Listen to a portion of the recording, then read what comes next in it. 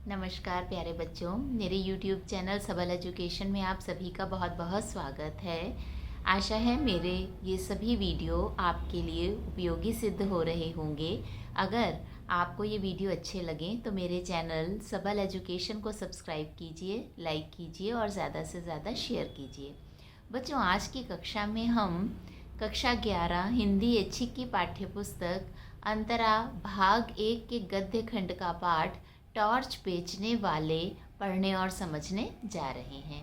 इस पाठ के लेखक हैं हरिशंकर परसाई जी।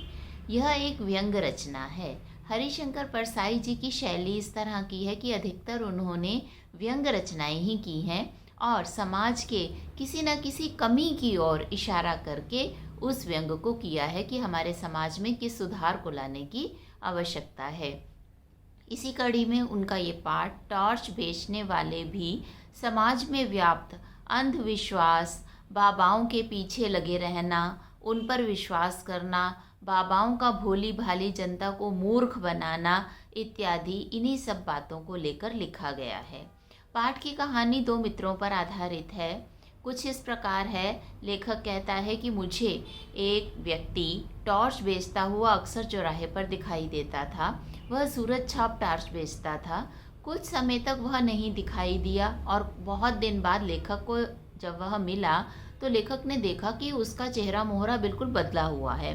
उसने अपनी दाढ़ी बढ़ाकर लंबी लंबी कर ली है, लंबा सा कुर्ता पहना हुआ है।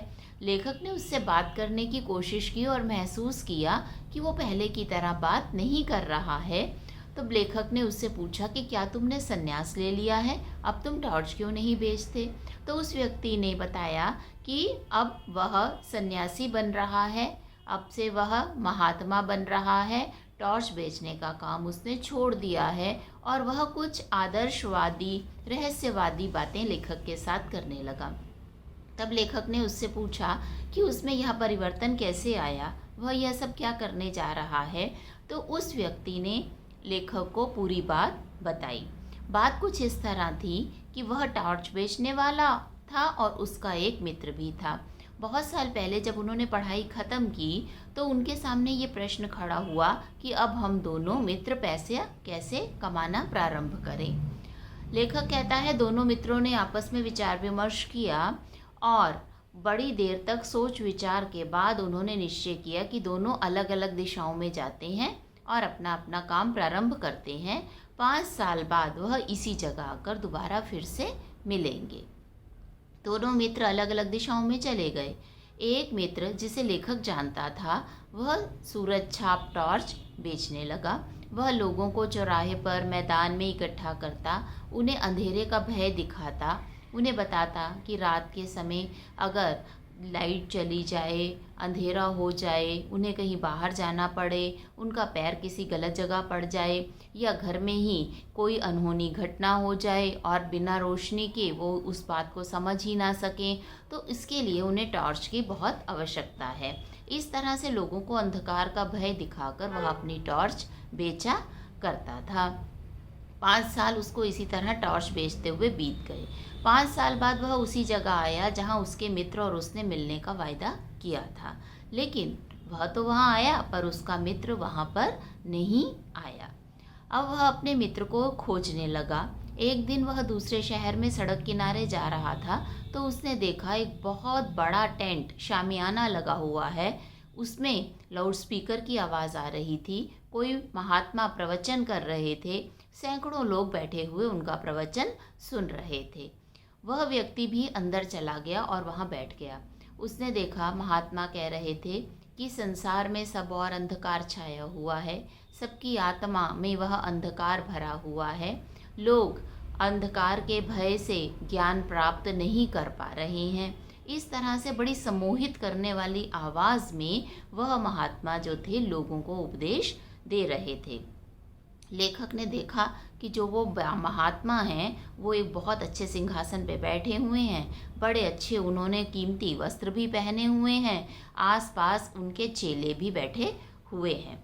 जैसे ही प्रवचन समाप्त हुआ लेखक तुरंत भागकर स्टेज की ओर गया, क्योंकि वो पहचान गया कि ये महात्मा और कोई नहीं है, उसके वही मित्र हैं जिन्होंने उससे मिलने के लिए वायदा किया था और 5 साल बाद उससे मिलने नहीं आए। वह जैसे ही अपने मित्र के पास पहुंचा तो उस महात्मा मित्र ने टॉर्च बेचने वाले मित्र को पहचान लिया और हाथ से उसे चुप रहने का इशारा किया। उन्हें अपने साथ वो महात्मा अपने मित्र को गाड़ी में बिठा ले चलने लगे। अब जब रास्ते में उस टॉर्च बेचने वाले ने कुछ बोलने की कोशिश की तो उसके मित्र जो महात्मा थे उन्होंने चुप रहने का इशारा किया। अब वो दोनों महात्मा के घर पहुंच गए। टॉर्च बेचने वाले ने देखा कि महात्मा का घर तो बहुत ही आलीशान है, बहुत बड़ा बंगला था, बहुत सारे नौकर चाकर थे, रहन सहन बहुत ही उच्च कोटि का था। लेकिन टॉर्च बेचने वाला जो चौराहों पे टॉर्च बेचता था वो मित्र तो गरीब ही था। उसका वैभव देखकर उसने अपने मित्र से सवाल पूछा कि तुम इतने सालों में इतने अमीर कैसे बन गए? बेच तो तुम भी टॉर्च ही रहे हो। मैं लोगों को अंधेरे का भय दिखाकर अपनी टॉर्च सूरज छाप बेचा करता था और तुम लोगों को मृत्यु का, अज्ञान का, दुखों का भय दिखाकर उन्हें लूट रहे हो। तुम अपने ज्ञान की टॉर्च उन्हें बेच रहे हो।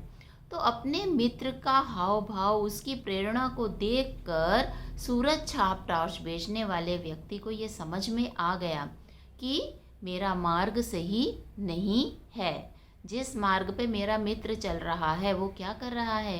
भोली भाली जनता को मूर्ख बना रहा है और उनसे साधना के नाम पर, दीक्षा के नाम पर लाखों रुपए ऐंठ रहा है। तो लेखक को जो वो मित्र मिला उसने एक लंबा चोगा पहना हुआ है, दाढ़ी बढ़ाई हुई है। वो लेखक को बताता है कि मैंने सूरज छाप टॉर्च बेचना बंद कर दिया है, टॉर्च की पेटी मैंने नदी में फेंक दी है। आज से मैं भी साधु महात्मा बन गया हूँ। अब लोगों को मैं इसी तरह का प्रवचन दूंगा और ये जगह छोड़कर मैं यहाँ से दूर जा रहा हूँ। क्यों दूर जा रहा हूँ? क्योंकि यहाँ पर सभी लोग तो उसे पहचानते हैं कि ये तो वही टॉर्च बेचने वाला है। तो कोई भी उसकी बातों को सीरियसली नहीं लेगा, उन पर विश्वास नहीं करेगा, इसलिए वह उस जगह को छोड़कर वहाँ से कहीं दूर जा रहा है।